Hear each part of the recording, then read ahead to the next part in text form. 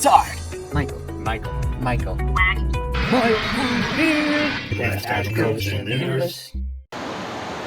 New technologies require different thinking and different structures in our organizations.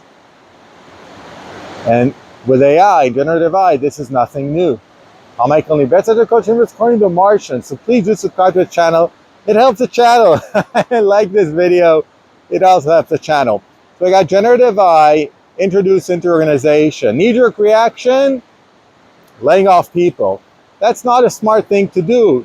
As you look at the last several hundred years, several centuries, you notice that when there's a new technology, what organizations usually adopt is a different organizational structure. Think about the Industrial Revolution and the restructuring of the manufacturing plants. Same is going to happen with knowledge work and introduction of generative AI.